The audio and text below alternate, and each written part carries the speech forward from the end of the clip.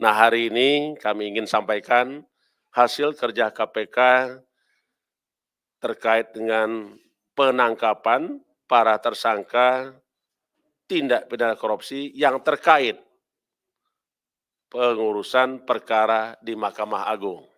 Selengkapnya sebagai berikut. Pada hari ini kami akan menyampaikan lengkap tentang dugaan tindak pidana korupsi berupa suap dalam pengurusan perkara di Mahkamah Agung. Berdasarkan hasil keterangan saksi dan alat bukti yang cukup, maka penyidik menetapkan sebanyak 10 orang sebagai tersangka sebagai berikut. Pertama, SD, Hakim Agung pada Mahkamah Agung Republik Indonesia. Kedua, ETP, Hakim Yudisial Panitra Pengganti Mahkamah Agung Republik Indonesia. 3, DY, PNS pada Kemitraan Mahkamah Agung. 4, MH, PNS pada Kepanitraan Mahkamah Agung. 5, RD, PNS Mahkamah Agung. 6, AB, PNS Mahkamah Agung. 7, YP, pengacara. 8, ES, pengacara. 9, HT, swasta, debitur koperasi simpan pinjam, ED. 10, EDKS, swasta, debitur koperasi simpan pinjam, ED. Jadi ada 10 orang yang sudah kita tetapkan sebagai tersangka berdasarkan bukti yang cukup. Terkait kebutuhan penyidikan, tim penyidik KPK telah melakukan penahanan terhadap 6 orang selama 20 hari pertama terhitung tanggal 23 September 2022 sampai dengan 12 Oktober 2022. Adapun 6 tersangka yang ditahan sebagai berikut. 1, ETP ditahan di rutan KPK pada Gedung Merah Putih. 2, ED ditahan, 2, DY ditahan di rutan KPK Gedung Merah Putih. 3, MH ditahan di rutan Polres Jakarta Pusat. 4, AB ditahan di rutan Polres Jakarta Timur. 5, YP ditahan di Polres Metro Jakarta Pusat. 6, ES ditahan di rutan Polres Jakarta Metro Jakarta Pusat. KPK menghimbau dan memerintahkan berdasarkan undang-undang terhadap semua pihak yang telah ditetapkan sebagai tersangka agar hadir secara kooperatif sebagai berikut. SD, pertama itu SD, 2 RD, 3 EDKS, 4 HT. Cukup ya? Adapun konstruksi perkara yang diduga sebagai berikut.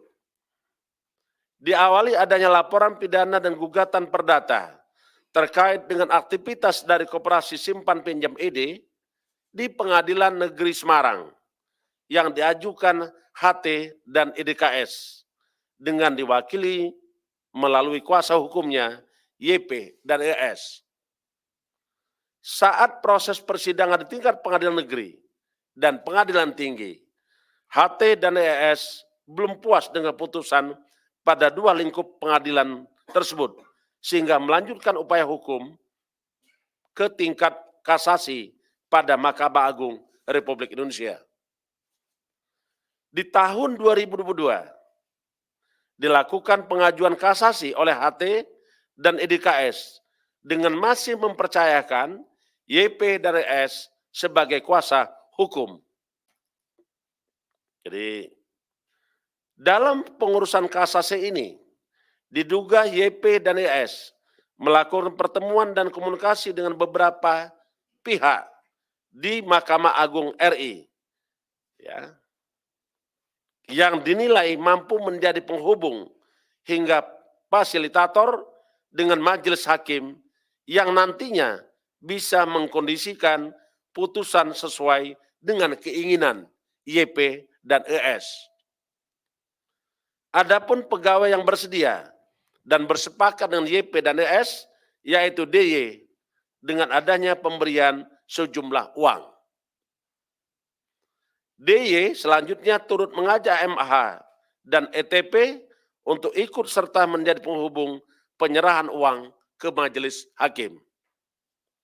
DY dan kawan-kawan diduga sebagai representasi dari SD dan beberapa pihak di Mahkamah Agung Republik Indonesia untuk menerima uang dari pihak-pihak yang mengurus perkara di Mahkamah Agung Republik Indonesia. Terkait sumber dana yang diberikan YP dan ES kepada majelis hakim berasal dari HT dan EDKS. Jumlah uang yang kemudian diserahkan secara tunai oleh YP dan ES pada DY sejumlah sekitar 202.000 Singapura dolar atau setara dengan 2,2 miliar. Yang kemudian oleh DY dibagi lagi dengan pembagian DY menerima sekitar 250 juta rupiah.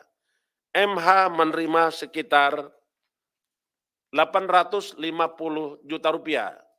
ETP menerima 100 juta rupiah. Dan saudara SD menerima sekitar 800 juta rupiah yang penerimaannya melalui saudara ETP. Dengan penyerahan uang tersebut, putusan yang diharapkan oleh YP dan ES selaku kuasa hukum daripada kuasa hukum KSPID untuk dikabulkan dengan menguatkan putusan kasasi yang sebelumnya yang menyatakan KSPID pilot. Ketika tim KPK melakukan tangkap tangan dari saudara DY, ditemukan diamankan uang sejumlah 205.000 Singapura dolar dan adanya penyerahan uang dari saudara AB sejumlah 50 juta rupiah. Itu udah kita sita semua. KPK menduga DY dan kawan-kawan juga menerima pemberian lain dari pihak-pihak yang berperkara di Mahkamah Agung. Dan tentunya hal ini akan terus ditindaklanjuti oleh penyidik KPK. Para tersangka tersebut disangkakan sebagai berikut. Sebagai pemberi, HT, YP, ES, dan EDKS disangkakan melanggar pasal 5 ayat 1, huruf A atau huruf B, atau pasal 13, atau pasal 6, huruf C, Undang-Undang Nomor 31 1999 tentang pemberantasan tindak pidana korupsi, sebagaimana telah diubah dengan Undang-Undang Nomor 20 Tahun 2001 tentang perubahan atas Undang-Undang 31 Tahun 1999 tentang pemberantasan tindak pidana korupsi, Yonto pasal 55 ayat 1 ke 1 KUHP.